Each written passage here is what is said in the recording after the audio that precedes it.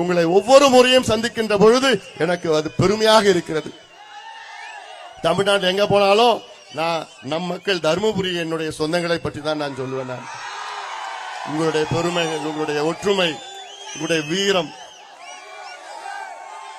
காரணம் இங்க இருக்கின்ற மக்களுடைய எழுச்சி அப்படிப்பட்ட எழுச்சி.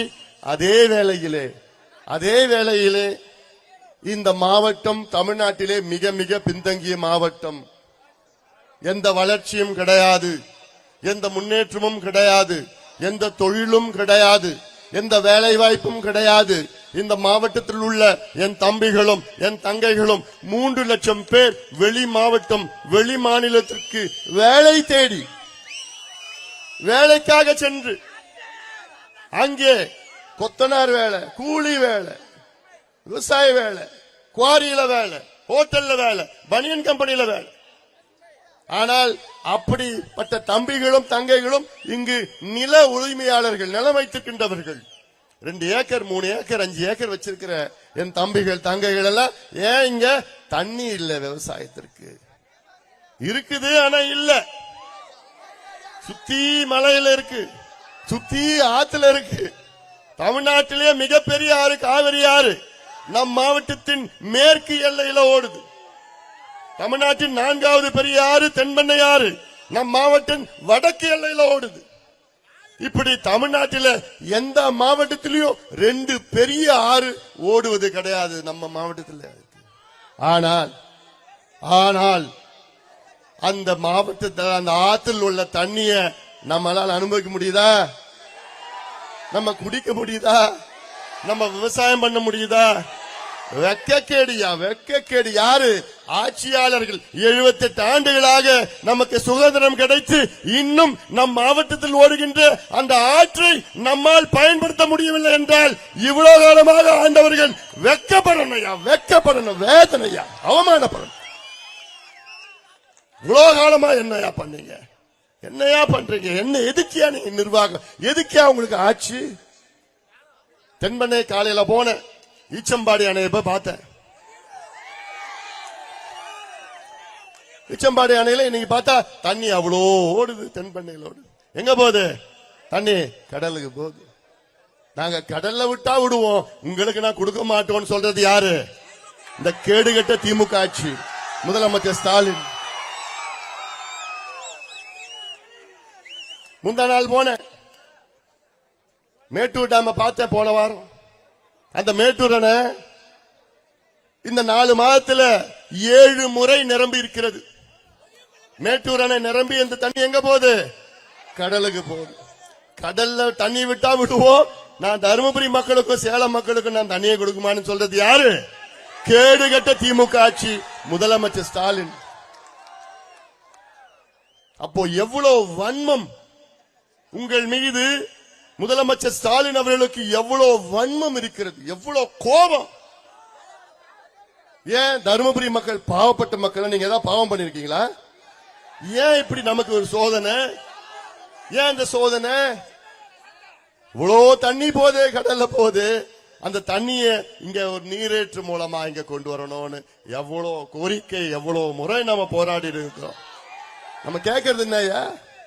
காவேரியில போற தண்ணி இந்த சொன்ன 7 முறை மேட்டூர் அணை நிரம்பி இருக்குது. 50 TMC தண்ணி கடல்ல போயிருக்கு 4 மாசத்துல. அதுல ஒரு 3 TMC தண்ணிய நீரேற்று மூலமாக கொண்டு வந்து ஏரி குளம் இதெல்லாம் நிரப்புகின்ற திட்டம் நம்ம தருமபுரி மாவட்டத்தில் உள்ள திட்டம். ஒகேனக்கல் காவேரி தருமபுரி உபரிநீர் திட்டம். இந்த பெயரை வச்சதே நம்ம தான்.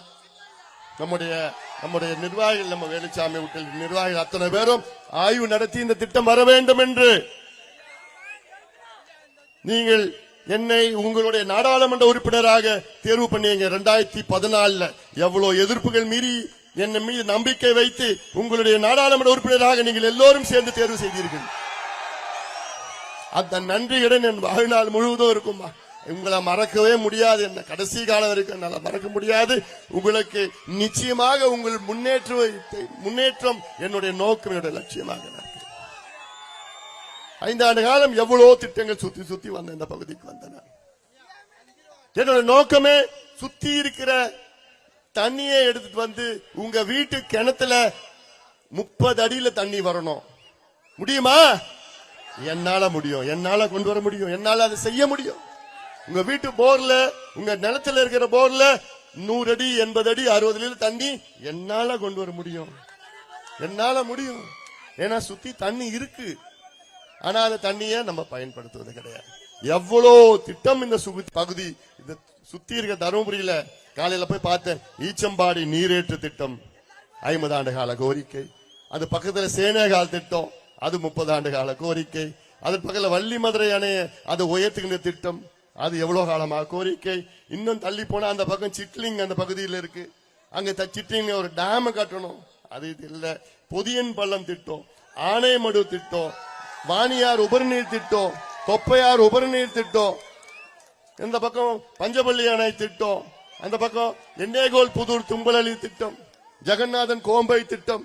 இப்படி எல்லாம் சுத்தி சுத்தி இந்த மாவட்டத்தில் உள்ள எத்தனை திட்டங்கள் இருக்கிறது. அது ஏன் இவ்வளவு காலமா செய்யல? ஏன் செய்ய மாட்டாங்க? ஏன்னா உங்களை திமுகவுக்கு உங்களுக்கு பிடிக்காது, திமுக பிடிக்காது. இப்படி இந்த பகுதி மக்கள், இந்த மாவட்டத்து மக்கள் வளர்ச்சி பெற வேண்டும், வளம் பெற வேண்டும். அதற்கு என்ன நடக்கணும்? இப்போ ஆட்சி மாற்றம் நடக்கணும். திமுக ஆட்சியை தூக்கி எறியுங்கள். நீங்க கடந்த தேர்தலே திமுகவுக்கு நீங்க ஓட்டு போட்டல, தெரியுது எனக்கு. கடந்த சட்டமன்ற தேர்தல், நாடாளுமன்ற பத்தி நான் பேசுறேன். நான் சட்டமன்ற தேர்தலில் இந்த தருமபுரி மாவட்டத்தில் 5 தொகுதியிலும் திமுக தோல்வி அடைந்தது. ஆனால் இந்த சட்டமன்ற தேர்தல், இந்த வருகின்ற 2026 சட்டமன்ற தேர்தலில் எனக்கு ஒரு ஆசை, நிறைவேற்றீங்களா? தருமபுரி மாவட்டத்தில் 5 தொகுதியிலும் திமுக டெபாசிட்டை இழக்கணும். முடியுமா? நம்ம முடியுமா? முடிச்சிட்டீங்க, அவ்வளவுதான். நீங்க முடிவு பண்ணா அவ்வளவுதான், அது யாராலும் தடுக்க முடியாது. 5 தொகுதியிலும் திமுக வருகின்ற சட்டமன்ற தேர்தலில் டெபாசிட் இழக்கணும். இவர்கள் ஆள்வதற்கு தகுதியற்றவர்கள். குடிக்கு பின்னாடி தெரியுமா? குடிக்கு இவர்கள் ஆள்வதற்கு தகுதியற்றவர்கள். காரணம், இவர்களுக்கு நிர்வாகம்னா என்னன்னு தெரியாது. ஸ்டாலின் அவர்களுக்கு நிர்வாகம்னா என்னன்னு தெரியாது, ஆட்சினா என்னன்னு தெரியாது, சமூக நீதினா என்னன்னு தெரியாது, விவசாயம்னா என்னன்னு தெரியாது, வேலை வாய்ப்புனா என்னன்னு தெரியாது, கல்வினா என்னன்னு தெரியாது, சுகாதாரம்னா என்னன்னு தெரியாது, சுற்றுச்சூழல்னா என்னன்னு தெரியாது, விவசாயம்னா என்னன்னு தெரியாது, எதுவுமே தெரியாது. ஆனா முதலமைச்சரா இருக்கிறார். எங்களுக்கு எல்லாம் எல்லாம் தெரிஞ்சோம். இன்னைக்கு ஊரா போய் கேட்டுட்டு இருக்கோம், எங்களுக்கு ஆதரவு தாங்க, ஆதரவு தாங்க. எல்லாம் தெரியும். இன்னைக்கு எல்லாம் தெரிஞ்சிருந்தா நான் என்னை பத்தி நான் மிகைப்படுத்தல. நான் எனக்கு ஆதங்கம் இருக்கு. இந்த பிள்ளைங்களுக்கு எப்படி கல்வி கிடைக்கணும், எப்படி படிக்கணும், எப்படி உங்களுக்கு சுகாதாரம் கிடைக்கணும், விவசாயிகள் எப்படி விவசாயத்தை பெருக்கணும், விவசாயிகள் எப்படி மகிழ்ச்சியா இருக்கணும். டேய் இறங்குடா, டே ஸ்பீக்கர்ரா இறங்குடா, போயிட போகுது. இப்படி அந்த ஆதங்கம் எங்களுக்கு இருக்கிறது, எனக்கு இருக்கிறது குறிப்பாக. அதனால்தான் நான் எல்லா பகுதிகளுக்கும் நான் போயிட்டு வந்துட்டு இருக்கிறேன். நான் இங்கே வருகை தந்திருக்கின்றேன். அதாவது கொஞ்ச நாளுக்கு முன்னாடி இங்க நான் இந்த தொகுதி நாடாளுமன்ற உறுப்பினராக இருந்த இடத்துல எனக்கு இங்க கடத்தூர்ல இங்க இருக்கின்ற அங்க லயன்ஸ் கிளப், ரோட்டரி லயன்ஸ் வணிகர்கள்லாம் வந்தாங்க என்கிட்ட. இந்த வடிவேல் படத்துல கிணத்த காணவன் போலீஸ்ல கம்ப்ளைண்ட் கொடுப்பாங்கல்ல, அதே மாதிரிதான் ஐயா கடத்தூர் ஏரியை காணோம்னு சொன்னாங்க. என்னடா திடீர்னு வடிவேல் கதையா இருக்கு. ஐயா ஆமா ஐயா, எங்களுக்கு இவ்வளவு பெரிய ஏரி கடத்தூர்ல இருந்ததுயா, அது காணோம். அப்புறம் நானு நம்ம நிர்வாகிகள் எல்லாம் போய் தேடணும், எங்கடா ஏரின்னு பார்த்தா அந்த ஏரி எங்கேயோ உள்ள மறைஞ்சிருது. அதன் பிறகு அந்த ஏரிய கண்டுபிடிச்சி தேடி கண்டுபிடிச்சி அதை சுத்தப்படுத்தி அப்புறப்படுத்தி இந்த கருவேலெல்லாம் அப்புறப்படுத்தி ஆழப்படுத்தி தூர்வாரி அந்த கிணத்துலதான் தூர்வாரி அதன் பிறகு பார்த்தா அவ்வளோ அழகான ஒரு ஏரி, அவ்வளோ தண்ணி அந்த ஏரிக்கு வந்தது. இது எதற்குதான் இருக்குது, தண்ணி இருக்கு. இன்னைக்கு இதற்கு எனக்காக இந்த வணிகர்கள் எல்லாம் இங்க வியாபாரி சங்கம் எல்லாம் எனக்கு ஒரு பாராட்டு விழா அடிச்சாங்க. ஏன்னா இது போன்ற திட்டங்கள் தான் எனக்கு மிகவும் பிடித்த திட்டம். நீர் மேலாண்மை, நீர் திட்டம். நீர் மேலாண்மைனா என்ன? நீர் மேலாண்மை, வாட்டர் மேனேஜ்மெண்ட். நீர் மேலாண்மைனா 12 மாசத்துல ஒரு மாசம் மழை பெய்யும். அந்த ஒரு மாசம் பெய்யற மழையை மிச்சப்படுத்தி அடுத்த 11 மாசம் பயன்படுத்துவதுதான் நீர் மேலாண்மை. ஒரு மாசம் பெய்யற மழையை நம்ம சேமிச்சு மிச்சப்படுத்தி சேமிச்சு அடுத்த 11 மாசம் நம்ம பயன்படுத்துவது நீர் மேலாண்மை. பருவம், இப்ப தென்மேற்கு பருவம் 3 மாசம், வடகிழக்கு பருவம் 3 மாசம், 6 மாசம் பருவம் காலம். ஆனா பெய்யற மழை 30 நாள் தான் பெய்யுது மொத்தத்துல. அந்த 30 நாள் பெய்யற மழையை இது போன்ற ஏரி குளத்தெல்லாம் தூர்வாரணும். நம்ம ஆத்துல தண்ணி எல்லாம் எடுத்துட்டு இந்த பகுதிக்கு கொண்டு வரணும். இப்ப நான் சொன்ன பொதியன் பள்ளம், வள்ளி மதுரை அணை திட்டம், ஆனைமடுவு திட்டம், இந்த திட்டம் எல்லாம் நிறைவேற்றினா நீங்க யாரும் எங்கேயும் போக வேண்டாமா. உங்க பிள்ளைகள்லாம் திரும்பி இங்கேயே வருவான். எங்கெங்கயோ போய் வேலை செய்யறவன் இங்கேயே வந்து உங்க நிலத்துல இருப்பா. விவசாயம் பண்ணி படிக்க வச்சு கால் மேல கால் போட்டு நீங்க சுயமரியாதையுடன் வாழலாம். உங்களை சுயமரியாதையுடன் வாழ வைக்க வேண்டும். அதாயா எனக்கு வேண்டும், அதாயா எனக்கு கனவு, அதாயா எனக்கு வேணும். இதுதான் உண்மையான வளர்ச்சி. இதற்காகத்தான் நான் எவ்வளோ இந்த பகுதிக்கு திட்டங்கள், விவசாய திட்டங்கள், வேளாண் திட்டம், நீர் பாஸ் திட்டங்களுக்கு மட்டுமில்ல, இந்த ரயில்வே திட்டம், மொரப்பூர் தர்மபுரி ரயில்வே திட்டம் தெரியும். அந்த திட்டத்தில் தமிழ்நாட்டில் எத்தனையோ 38 மாவட்டம் இருக்கு. சென்னையும் ஒரு மாவட்டம் தான். சென்னையில இருந்து இந்த மீதி இருக்கிற 37 மாவட்டத்திற்கு சென்னையில இருந்து நேரா ட்ரெயின்ல 35 மாவட்டத்துக்கு போலாம். 2 மாவட்டத்துக்கு மட்டும் நேரடியா சென்னையில இருந்து போக முடியாது. அதுல ஒன்னு கிருஷ்ணகிரி மாவட்டம், இன்னொன்னு தருமபுரி மாவட்டம். மத்த எந்த மாவட்ட தலைநகரத்துக்கு வேணா போலாம். 2 மாவட்ட தலைநகருக்கு மட்டும் போக முடியாதுன்னா எதுக்கியா உங்களுக்கு ஆட்சி இவ்வளவு காலமா? அந்த பிரச்சனையை போக்க வேண்டும், அந்த குறையை தீர்க்க வேண்டும் என்றுதான் நான் இந்த தொகுதியின் எம்பியான நேரத்தில் 19 முறை அப்ப இருக்கின்ற அமைச்சர்களையும் அதிகாரிகளையும் தொந்தரவு பண்ணி, அன்பு தொல்லை பண்ணி, அழுத்தம் கொடுத்து தொந்தரவு பண்ண. அப்போ சதானந்த கவுடா அமைச்சரா இருந்தது, அப்புறம் மாத்தனார் சுரேஷ் பிரபு அமைச்சரா வந்தார், அப்புறம் பியூஷ் கோயல் வந்தாங்க. இதெல்லாம் போய் பாத்துக்கிட்டு பட்ஜெட்ல என்ன சொல்லிட்டாங்க, தமிழ்நாடு அரசு 50%, மத்திய அரசு 50%. அப்ப தமிழ்நாடு அரசு எங்களால கொடுக்க முடியாதுன்னு சொல்லிட்டாங்க. அதன் பிறகு மத்திய அரசு மொத்தம் பணத்தையும் கொடுக்கணும்னு சொல்லிட்டு 358 கோடி ரூபாய் ஒதுக்கீடு செய்து இங்கே தருமபுரியில அடிக்கல் நாட்டப்பட்ட திட்டம் அது மொரப்பூர் தருமபுரி ரயில்வே திட்டம். இந்நேரம் அந்த திட்டம் நிறைவேறி முடிஞ்சிருக்கணும். ஆனா இன்னும் அந்த திட்டமே இன்னும் சரியான முறையில தொடங்கல. காரணம், தமிழ்நாடு அரசு, திமுக அரசு நிலத்தை அங்க சரியான முறையில, தருமபுரி டவுன் பக்கத்துல அந்த கொஞ்சம் பிட்டு கொஞ்சம் இருக்கு அங்க, அவ்வளவுதான். அது சரியா பண்ணல. திட்டம் நிறைவேறினா இன்னும் அங்க இருந்து சென்னையில இருந்து நிறைய, ஏன்னா அந்த திட்டம் சென்னையில இருந்து சொல்றேன்னா, அந்த திட்டம் நிறைவேறினா வணிகம் பெருகும், பொருளாதாரம் முன்னேறும், வேலை வாய்ப்பு பெருகும், தருமபுரி மாவட்டம் வளர்ச்சி அடையும். இதெல்லாம் வளர்ச்சி திட்டங்கள். சிப்காட், தருமபுரி சிப்காட் தொழில்பேட்டை, இது வரணும் எவ்வளவு காலமா கோரிக்கை. தொழில்பேட்டை வரணும். ஏன்னா இந்த மாவட்டத்தில் தொழிலே கிடையாது.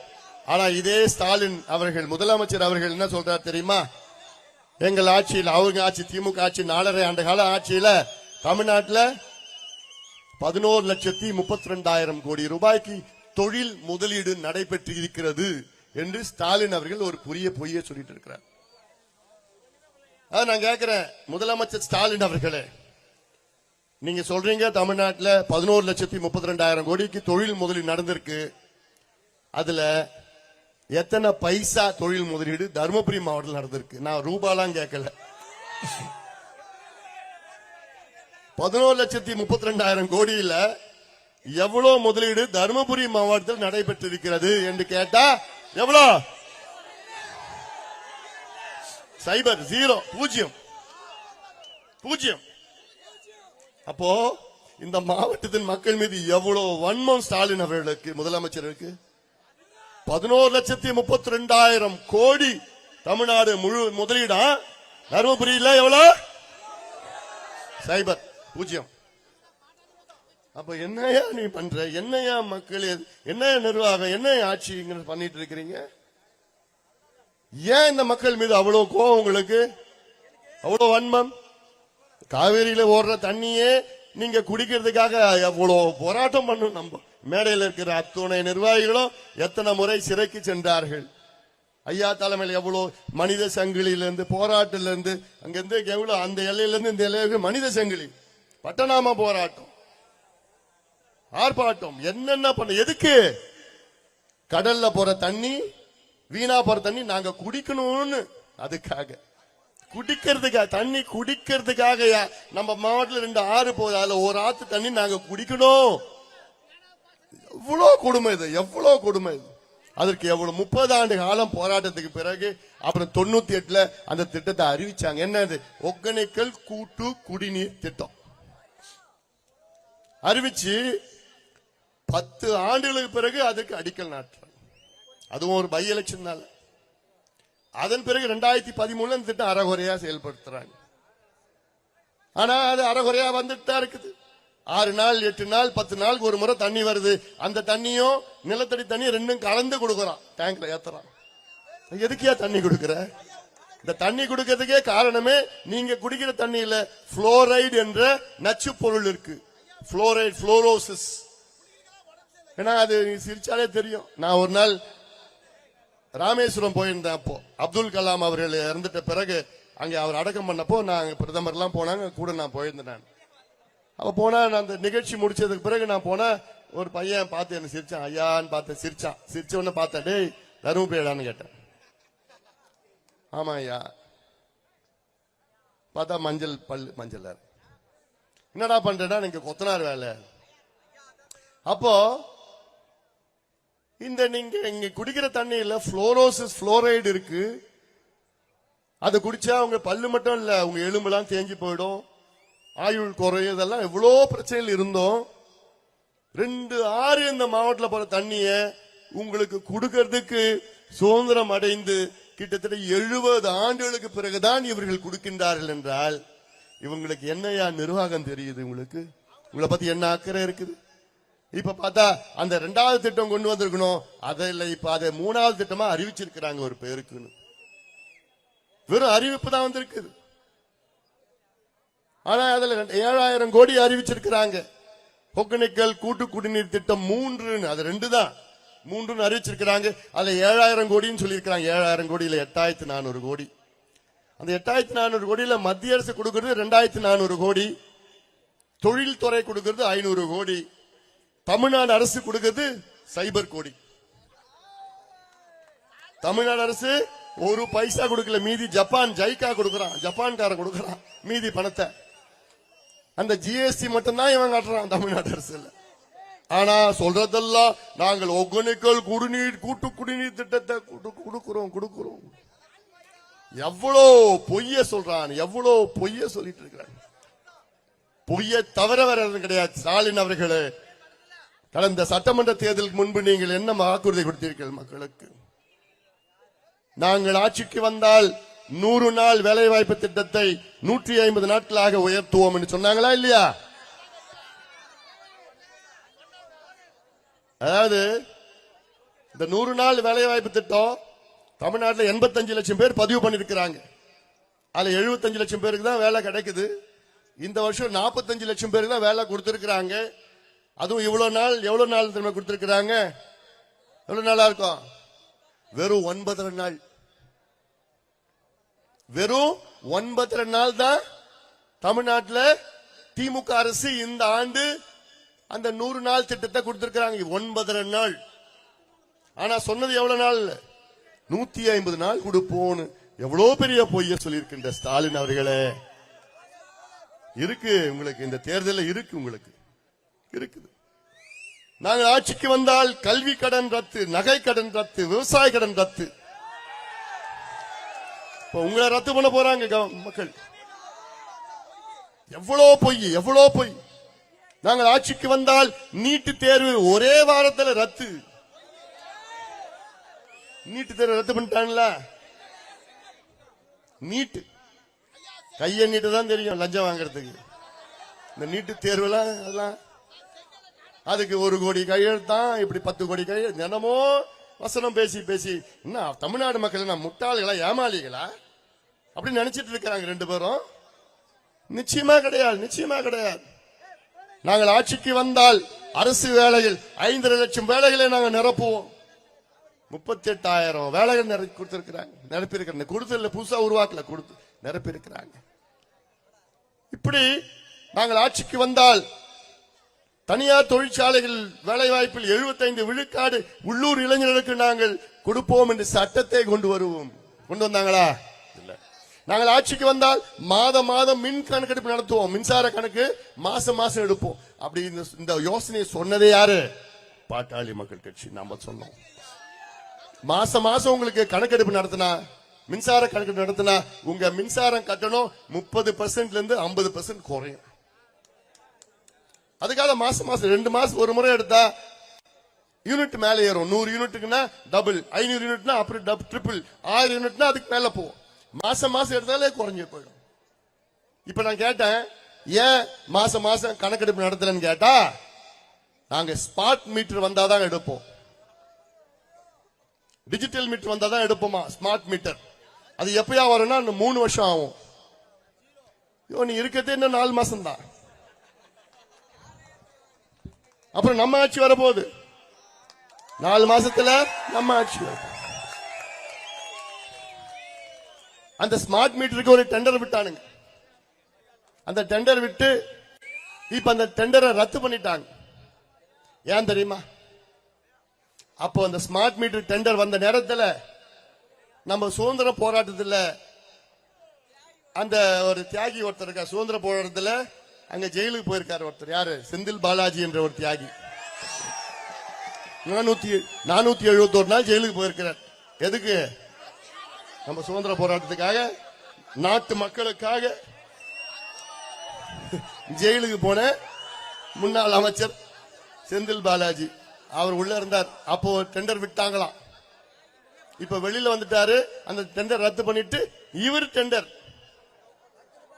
அமைச்சர் நம்மால் தான். யாரு? சிவசங்கர். அதான் சொன்னேன், இந்த படையப்பா படம் பாத்தீங்களா? படையப்பா படத்துல ரஜினிகாந்த் செந்திலும் போவாங்க பொண்ணு பாக்குறதுக்கு. அப்ப அந்த சேத்துல விழுந்துருவாப்ல. ரஜினிகாந்த் சட்டையை கொடுத்துட்டு வரவன் போறான், கேட்பாங்க யாருங்க மாப்பிள்ளன்னு கேட்பா. மாப்பிள்ள அவரு தான், அவர் போட்டுக்கிற சட்டை என்னதுன்னு சொல்லுவார்ல. மாப்பிள்ள சிவசங்கர், அமைச்சர் சிவசங்கர் மாப்பிள்ள. ஆனா அவர் போட்டுக்கிற சட்டை யாரு? செந்தில் பாலாஜி.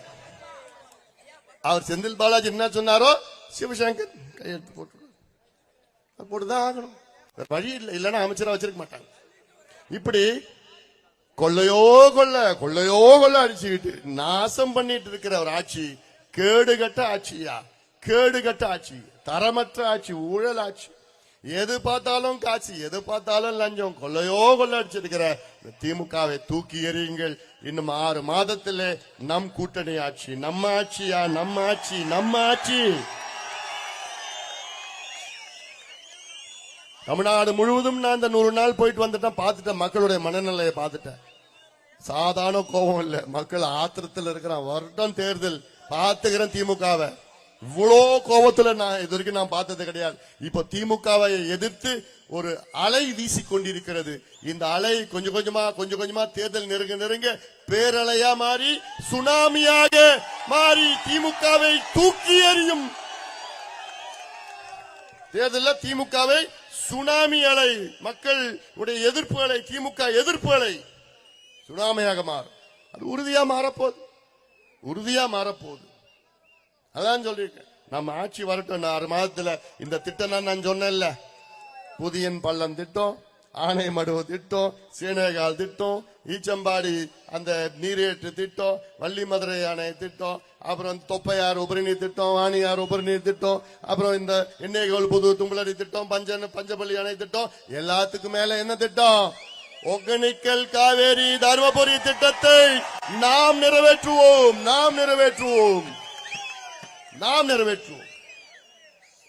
ஒரு திட்டம், ஒரு மாவட்டத்தின் மக்கள் 80 விழுக்காடு மக்கள் அந்த திட்டத்தினால் பயன்பெறுவார்கள் என்றால், நீங்க நல்ல முதலமைச்சரா இருந்தா, நேர்மையான நாணயமான நல்ல தெரிஞ்ச முதலமைச்சரா இருந்தா, அந்த திட்டத்திற்கு நீங்கள் முன்னுரிமை கொடுத்து அந்த திட்டத்தை நீங்கள் நிறைவேற்றியிருப்பீர்கள். ஆனா எதுவும் தெரியாத முதலமைச்சரா இருந்தா உங்களை ஏமாத்துவாங்க. நல்ல நிர்வாகியா இருந்தா இந்த மாவட்டத்தில் உள்ள 80 விழுக்காடு மக்கள் பயன்பெறுகின்ற திட்டத்தை அதுதானேயா உன்னுடைய முதல் வேலையா இருந்திருக்கணும். அதான் நீ முன்னிலை கொடுத்திருக்கணும். அந்த திட்டத்தில் தான் நீ நிதியை போட்டிருக்கணும். ஏன் செய்யல? எவ்வளோ போராட்டம் பண்ணோம். 3 நாள் நடைபயணம் நான் பண்ணேன். தெரியல உங்களுக்கு? எவ்வளவு ஊர் ஊரா வந்தேன். 3 நாள் நடைபயணம். எதுக்கு? காவிரி தண்ணிய எங்க வீட்டு எங்க ஊர்ல ஆத்துல குளத்துல குட்டையில ஏரியில நிரப்புங்க. வீணா போற தண்ணி நிரப்புங்க. 3 நாள் நடைபயணம். 10 லட்சம் கையெழுத்து இயக்கம் உங்க ஊருக்கு வந்தனா இல்லையா? நானு எவ்வளவு பெரிய ஒரு போராட்டம் பண்ணேன். நான் தருமபுரியில் 50,000 விவசாயிகள் வைத்து அரை நாள் கடையெடுப்பு போராட்டம். எல்லா கட்சியும் கலந்துக்கிட்டாங்க. அதுல கையெழுத்துல கட்சி எல்லாம் பார்க்கல, ஜாதி பார்க்கல. எங்களுக்கு தண்ணி வேணும் ஐயா, எங்களுக்கு தண்ணி வேணும் ஐயா. நேத்து கூட நான் பேசினேன், பெண்ணாயிரத்துல நான் பேசினேன். இப்போ ஒரு ஊர்ல ஒரு ஏரி இருக்கு. அந்த ஏரியில மதகு இருக்கு. அந்த மதகுக்கு வெளியில பக்கத்திலேயே உங்க நிலம் இருக்கு. ஆனா அந்த ஏரி தண்ணி உங்க நிலத்துக்கு தண்ணி வரல. உங்க நிலத்தை தாண்டி இன்னும் கடைசியில் இருக்கிற ஒரு நிலத்துக்கு தண்ணி போகுதுன்னா நீ சும்மா இருப்பியா? கோவம் வரும்ல உனக்கு? சத்தம் போடுவே இல்ல, சண்டை போடுவே இல்ல. அந்த ஊர் பஞ்சாயத்து தலைவர் போய் எப்படியா நீ எனக்கு தான் முன்னுரிமை, மதகு பக்கத்துல என் நிலம் இருக்கு, என் நிலத்துக்கு தண்ணி வந்து பிறகுதான் நீ மத்த நிலத்துக்கு தண்ணி எடுத்துட்டு போகணும், நீ சண்டை போடுவே இல்லையா? இன்னைக்கு ஏன் அமைதியா இருக்கிற? ஏன் அமைதியா இருக்கிற? காவிரி தண்ணி உங்க மாவட்டத்து வழியா தான் முதல் தமிழ்நாடு வருது. உங்களுக்கு தான் முன்னுரிமை. உங்களுக்கு தான் இந்த தண்ணி முதல்ல வரணும். அதன் பிறகுதான் இந்த தண்ணி அதுக்கு பிறகு மத்த மாவட்டத்துக்கு எல்லாம் போகணும். எதுக்கு அமைதியா இருக்கிறீங்க? போராடினாதான் கிடைக்கும். சண்டை போடணும். பஞ்சாயத்து தலைவர்கிட்ட சண்டை போடுறீங்க, இன்னைக்கு முதலமைச்சர் கூட சண்டை போடுங்க. நான் இருக்கிறேன் உங்க கூட, நான் துணையா இருக்கிறேன். வாங்க, தெருவுக்கு வாங்க, வீதிக்கு வாங்க, சண்டை போடுங்க, அழுத்தம் கொடுங்க, போராட்டம் பண்ணுங்க.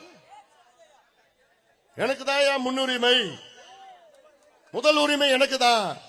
சொல்லுங்க, கேளுங்க, கேட்டாதான் கிடைக்கும். அதனால்தான் இந்த திட்டம் வேணும் வேணும் வேணும்னு எவ்வளவு அழுத்தம் கொடுத்துட்டு வரோம். இன்னொன்னு, உச்சநீதிமன்றம் ஒரு முக்கியமான ஒரு தீர்ப்பு. உச்சநீதிமன்றம்னா சுப்ரீம் கோர்ட் ஆஃப் இந்தியா. இதுதான் முதன்மை நீதிமன்றம். இதுக்கு மேல எந்த நீதிமன்றம் கிடையாது இந்தியாவில்.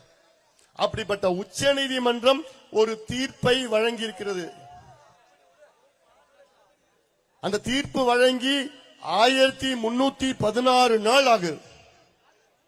1316 நாட்கள். என்ன தீர்ப்பு தெரியுமா? உங்கள் தலையெழுத்தை மாற்றுகின்ற தீர்ப்பு அது. உங்களுக்கு கல்வி கொடுக்கின்ற தீர்ப்பு, உங்களுக்கு வேலை கொடுக்கின்ற தீர்ப்பு, உங்களை சுயமரியாதையுடன் வாழ வைக்கின்ற தீர்ப்பை உச்சநீதிமன்றம் வழங்கி 1316 நாட்கள். என்ன தீர்ப்பு தெரியுமா? தமிழ்நாட்டில் வன்னியர்களுக்கு உள் ஒதுக்கீடு, தனி ஒதுக்கீடு வழங்க எந்த தடையும் கிடையாது. தாராளமா நீங்கள் வழங்கலாம். தரவுகளை சேகரித்து நியாயப்படுத்தி வழங்குங்கள். எவ்வளவு பெரிய ஒரு தீர்ப்பு, எவ்வளவு பெரிய தீர்ப்பு. ஆனால் இந்த தீர்ப்பு வந்து 1316 நாட்கள் ஆகியும் இந்த தீர்ப்பை நடைமுறைப்படுத்த நான் தயங்குகிறேன் சொல்ல மாட்டேன். மறுக்கின்ற முதலமைச்சர் ஸ்டாலின் அவர்களே, இந்த சமுதாயம் உங்களை மன்னிக்கவே மன்னிக்காது. இந்த சமுதாயத்தின் துரோகி நீங்கள், இந்த சமுதாயத்தின் விரோதி நீங்கள். இந்த பிள்ளைகளுக்கு படிப்பு வேலை கொடுக்கணும்னு உச்சநீதிமன்றம் ஒரு தீர்ப்பு வழங்குகிறது. அந்த தீர்ப்பை நடைமுறைப்படுத்த துப்பில்லாத ஒரு அரசு தேவையாயா? ஆனாதான் நான் சொல்றேன், வருகின்ற சட்டமன்ற தேர்தலில் தமிழ்நாட்டில் ஒரு வன்னியர் கூட திமுகவுக்கு ஓட்டு போடக்கூடாது. இந்த சமுதாயத்திற்கு துரோகி திமுகவும் ஸ்டாலின் அவர்கள். எதுக்கெடுத்தாலும் உச்சநீதிமன்றம் போறீங்களே நீங்க, ஸ்டாலின் அவர்களே, எதுக்கெடுத்தாலும் உச்சநீதிமன்றம் ஓடுறீங்க. எதுக்கு ஓடுறீங்க? கிட்னி திருட்டுக்காக. ஒரு படத்துல சொல்லுவான், வடிவேலா யாரும் தெரியல, சட்னி கிடையாது கிட்னி. மண்ணை திருடினானுங்க, ஆத்து மணல திருடினானுங்க, கடல் மணல திருடினானுங்க, மலைய திருடினானுங்க, இப்ப கிட்னி திருட ஆரம்பிச்சுட்டானுங்க. ஜாகிரதையா இருங்கம்மா. ஏமாத்தி எடுத்துட்டு போறான், கிட்னி எடுத்துட்டு போறான். கிட்னி யார் திருடினா? திமுக காரன், திமுக எம்எல்ஏ. அவங்க ஹாஸ்பிட்டல் தான் கிட்னி திருடினான். நான் தான் அதுக்கு அறிக்கைலாம் விட்டு அழுத்தம் கொடுத்து மற்ற எல்லா கட்சியும் சேர்ந்துடுச்சு. சேர்ந்தவுடன் இங்க இருக்கிற அமைச்சர் பேசுறாரு, தமிழ்நாடு அமைச்சர் பேசுறார், இது கிட்னி திருட்டு அல்ல, இது கிட்னி முறைகேடு. ஆடா பாவீங்களா, இப்படியா ஏமாத்து? கிட்னி திருட்டு இல்லையா, கிட்னி முறைகேடா? யோ ஒண்ணு தெரியாதவங்களுக்கு பிடிச்சி கிட்னியை திருடிட்டு கிட்னி முறைகேடுன்னு சொல்லிட்டு இருக்கு. இதற்கு சென்னை உயர்நீதிமன்றம் ஒரு விசாரணை நடத்தணும்னு ஒரு ஆணையிட்டது. அந்த விசாரணை எதிர்த்து எங்க போனாங்க இவங்க? உச்ச நீதிமன்றம் போயிருக்கிறாங்க. நீ நியாயமான ஆட்சி நடத்தியிருந்தேன்னா, நேர்மையான ஆட்சி நடத்தியிருந்தேன்னா, கிட்னி யார் திருடனா, எங்க இப்படி எவ்வளவு பெரிய ஒரு மோசடி அப்படின்னு கண்டுபிடிச்சிருப்பல்ல, அதுக்கு விசாரணை நடத்தியிருப்பல்ல. ஏன் பண்ணாம நீ எதுக்கு நீ உச்ச நீதிமன்றம் ஓடுற? உனக்கு என்ன பயம்? ஆனா உச்ச நீதிமன்றம் விசாரணை நடத்தணும்னு சொல்லிடுச்சு. இதுக்கெல்லாம் நீ உச்ச நீதிமன்றம் போற? தமிழ்நாட்டில் 4700 கோடி ரூபாய்க்கு மணல் கொள்ளை நடந்திருக்கிறது என்று அமலாக்கத்துறை என்போர்ஸ்மெண்ட் டைரக்டரேட் இடி ஒரு விசாரணை நடத்தியது. இந்த விசாரணை எதிர்த்து நீ உச்ச நீதிமன்றம் போற. தமிழ்நாட்டிலே டாஸ்மார்க்கில், அந்த டாஸ்மார்க் போக்குவரத்து டிரான்ஸ்போர்ட்ல 1000 கோடி ஊழல் என்று இடி கண்டுபிடிச்சு அதுக்கு விசாரணை நடத்தினாங்க. இதை எதிர்த்து நீ எங்க ஓடுற? உச்ச நீதிமன்றம் ஓடுற. ஆனால் அப்படிப்பட்ட உச்ச நீதிமன்றம் 1316 நாள் முன்னோடி தீர்ப்பு வன்னியர்களுக்கு தமிழ்நாட்டில் இடஒதுக்கீடு குடு என்று சொல்லி தீர்ப்பு கொடுத்து, இவ்வளவு காலமா ஏன் அமைதியா இருக்கிற? ஏன் குடுக்கல? ஏன் குடுக்க மறுக்கிற? ஏன் இந்த பிள்ளைங்களை படிக்க கூடாதா? இன்னும் கூலியா இருக்கணுமா? இன்னும் கூலியா வேலை செய்யணுமா? என்னையா காரணம் சொல்லு. மக்கள் ஓட்டு தான் வேணும், பிள்ளைங்க படிக்க கூடாது. எவ்வளவு மோசடி, எவ்வளவு மோசடி! எல்லாம் இந்த சமுதாயம் மன்னிக்காது, மன்னிக்கவும் முடியாது. எவ்வளவு பெரிய சமூக அநீதி, சமூக நீதி துரோகி. சாதிவாரி கணக்கெடுப்பு நடத்து, அப்பதான் தமிழ்நாட்டில் அனைத்து சாதிகளுக்கும் சமூக நீதி கிடைக்கும் என்று எவ்வளவு காலமாக நாங்க கத்திட்டு இருக்கிறோம். எவ்வளவு போராட்டம், எவ்வளவு ஆர்ப்பாட்டம், கருத்தரங்கம் எவ்வளவு பண்ணிருக்கிறோம். சாதிவாரி கணக்கெடுப்புனா ஒரு சாதி பிரச்சனை கிடையாது, சமூக நீதியின் பிரச்சனை. தமிழ்நாட்டின் அனைத்து சமுதாயங்கள் என்ன நிலையில் இருக்கிறது என்று தெரிந்து கொள்ள கணக்கெடுப்பு நடத்தும். கணக்கெடுப்பு நடத்தாயா உங்களுக்கு தெரியும் யார் யார் என்ன சமுதாயம் என்ன நிலையில் இருக்கிறாங்கன்னு? கணக்கெடுப்பு நடத்தாம எப்படி தெரிஞ்சுப்பீங்க நீங்க? வெளியில அதாவது வலசை பறவைகள் ரஷ்யா, சைனா, ஆஸ்திரேலியால இருந்து எவ்வளவு பறவைகள் தமிழ்நாடு வருது, அதெல்லாம் கணக்கெடுப்பு நடத்துறீங்க. ஏன் தெருவில் எத்தனை நாய் சுத்திட்டு இருக்குன்னு கணக்கெடுப்பு வச்சிருக்கீங்க. தெருவில் எத்தனை மாடு சுத்துதுன்னு அதெல்லாம் கணக்கு வச்சிருக்கீங்க. எலெக்ஷன் வந்ததுன்னா எந்த வீட்டுல எவ்வளவு ஓட்டு இருக்குது, அந்த ஓட்டுக்கு எவ்வளவு காசு கொடுக்கலாம், அந்த கணக்கெல்லாம் வச்சிருக்கிற. இந்த பிள்ளைங்க படிக்கிறதுக்கு, வேலை போறதுக்கு அந்த கணக்கு மட்டும் நான் எடுக்க மாட்டேன். கர்நாடகா, ஆந்திரா, தெலுங்கானா, ஒரிசா, ஜார்க்கண்ட், பீகார் இத்தனை மாநிலத்தில் எடுத்து முடிச்சுட்டாங்க. ஆனால் சமூக நீதியின் பிறப்பிடம் தமிழ்நாடு. தந்தை பெரியார் வாழ்ந்த மண் தமிழ்நாடு. சுயமரியாதைக்காக தந்தை பெரியார் அவர்கள் தமிழ்நாட்டில் சமூக நீதிக்காக போராடினார். அப்படிப்பட்ட இந்த மண்ணில் தான் நீ முதல்ல எடுத்திருக்கணும். ஏன் எடுக்கல? என்ன பிரச்சனை உங்களுக்கு? ஆனால் கேட்டா எங்களுக்கு அதிகாரம் இல்லை என்று எவ்வளவு பெரிய ஒரு பொய்யை ஸ்டாலின் அவர்கள் சொல்கின்றார். எவ்வளவு பெரிய பொய் தெரியுமா? அதிகாரம் இல்லையா இவருக்கு. எதுக்கு? கணக்கெடுப்பு, சாதிவாரி கணக்கெடுப்பு நடத்துவதற்கு. பின்ன எந்த அதிகாரத்தை வச்சுதா கர்நாடகாவில் உங்க கூட்டணி கட்சி நடத்துது? சித்தராமையா 2 முறை எடுத்து நடத்திட்டாரு. தெலுங்கானால உங்க கூட்டணி கட்சி தானே அங்க ரேவந்த் ரெட்டி நடத்தி முடிச்சிட்டாரு. ஆந்திராவில் முடிச்சிட்டாங்க, ஒரிசால முடிச்சாங்க, பீகார்ல எப்பயோ முடிச்சிட்டாங்க. எந்த சட்டத்தின் வைத்து அந்த மாநிலங்கள்ல நடத்தினாங்க? போன மாசம் கர்நாடகா உயர்நீதிமன்றம் ஒரு தீர்ப்பு, அந்த தீர்ப்புல மத்திய அரசு மட்டும் கிடையாது, மாநில அரசும் கணக்கெடுப்பு, சாதிவாரி கணக்கெடுப்பு நடத்தலாம் என்று தீர்ப்பு, முக்கியமான தீர்ப்பு வழங்கியிருக்கிறது கர்நாடகா உயர்நீதிமன்றம். ஆனால் ஸ்டாலின் அவர்கள் எனக்கு அதிகாரம் இல்லை என்று எவ்வளவு பெரிய ஒரு பொய்யை சொல்லிக் கொண்டிருக்கின்றார். ஏன் கூட இருக்கிற கூட்டணி கட்சிகள் உங்களுக்கு தெரியாதா? எதுக்கு நீங்க கூட்டணி வச்சிருக்கீங்க? ஏன் கேட்க வேண்டியதானே இந்த கேள்விய? கணக்கெடுப்பு நடத்தினால் தமிழ்நாடு வேகமாக முன்னேறும், வளர்ச்சி அடையும். கணக்கெடுப்பு நடத்தினால்தான் ஒவ்வொரு குடும்பம் தமிழ்நாட்டில் எந்த நிலையில் இருக்கிறது என்று தெரிந்து கொள்ள முடியும். ஒவ்வொரு சமுதாயம் எந்த நிலையில் இருக்கிறது தெரிந்து கொள்ள முடியும். நமக்கு இடஒதுக்கீடு 69 விழுக்காடு, அதில் 1 விழுக்காடு பழங்குடி மக்கள், 18 விழுக்காடு பட்டியலின மக்கள், 20 விழுக்காடு மிகவும் பின்தங்கிய மக்கள், 30 விழுக்காடு பின்தங்கிய மக்கள் பிசி. இப்படி ஒவ்வொரு பிரிவிலும் இருக்கின்ற சமுதாயங்கள் எந்த நிலையில் இருந்தால் இருக்கிறது என்று தெரிந்தால்தானே அவர்களுக்கு சமமாக நீதியை வழங்க முடியும், சமமாக கல்வியை கொடுக்க முடியும். பின்தங்கிய சமுதாயங்கள் இருக்கு, 140 இருக்கு. பிசி பேக்வர்ட் கிளாஸ் 140 சமுதாயம் இருக்கிறது. அதில் ஒரு 10 சமுதாயம், 15 சமுதாயம் 30 விழுக்காட்டிலே 30 கிடையாது, அதுல ஒரு 3 விழுக்காடு இஸ்லாமியர்கள் போகுது 26. அதில் இருக்கின்ற ஒரு 10-20 சமுதாயங்கள் தான் அங்க இருக்கின்ற அதிக எண்ணிக்கை இடங்களிலே தட்டி செல்கிறது.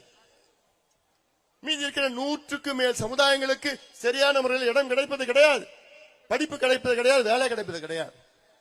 இது தெரிந்து கொண்டால் தானே அந்த பிரச்சனையை சரி செய்ய முடியும். எப்படி தெரிஞ்சுப்ப? கணக்கெடுப்பு நடத்தணும். எம்பிசி எடுத்துக்கொள்ளுங்கள், 115 சமுதாயம் இருக்கிறது. இந்த 115 சமுதாயத்தில் யாருக்கு கிடைக்குது, யாருக்கு சுத்தமா கிடைக்கல, யாருக்கு குறைவா கிடைக்குது, யாருக்கு அதிகமா கிடைக்குது, எப்படி தெரிஞ்சுப்ப? கணக்கெடுப்பு நடத்தணும். பட்டியலின மக்கள் இருக்கின்றார்கள், அதில் 3 பெரிய பட்டியலின மக்கள் இருந்த 3 பெரிய பிரிவுகள்: ஆதி திராவிடர்கள், அருந்ததியர்கள், தேவேந்திர குல வேளாளர்கள். ஆனால் உட்பிரிவுகள் 78 இருக்கிறது. இந்த 78 உட்பிரிவுகளில் யாருக்கு கிடைக்குது, யாருக்கு கிடைக்கல? பழங்குடி சமுதாயம், அதுல 34 உட்பிரிவுகள் இருக்கிறது பழங்குடி மக்கள். அது 34 பேர் இல்ல, யாருக்கு சுத்தமா கிடைக்கல, யாருக்கு கிடைக்குது எப்படி தெரியும்? அதுல நான் ஒரு உதாரணம் சொல்றேன். அரூர்ல கூட நான் இப்ப பேசிட்டு வந்த உதாரணம் என்னன்னா, ஒரு ரூமுக்குள்ள 100 பேரை அனுப்பி விட்டுட்டு, ஒரு 100 மாம்பழத்தை ரூம்ல வச்சுக்கிட்டு 100 பேரை ரூமுக்கு அனுப்பிச்சு விட்டுட்டு ஆளுக்கால எடுத்துக்க, மாம்பழம் எடுத்துக்குங்கன்னு சொன்னா என்ன ஆகும்? ஆளாள் ஒவ்வொரு மாம்பழம் எடுத்துப்பாங்களா?